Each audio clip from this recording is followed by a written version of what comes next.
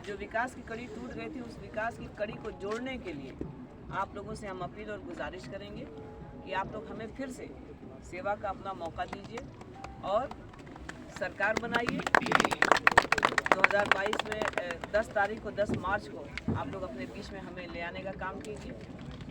और उसके अलावा हम कहना चाहते हैं कि हम अपने क्षेत्र में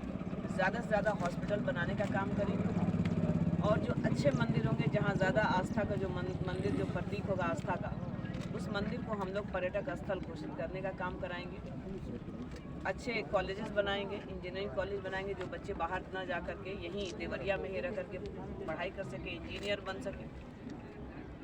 तो इसके लिए इससे क्या होगा कि इससे कुछ रोज़गार को बढ़ावा मिलेगा और हम अपने विधानसभा में निश्चित रूप से जब अंतर ज़्यादा होगा, दोबारा से हम लोग जीत कर जाएंगे सरकार में, तो निश्चित रूप से सरकार में हम लोग की हिस्सेदारी होगी। और जब हमारी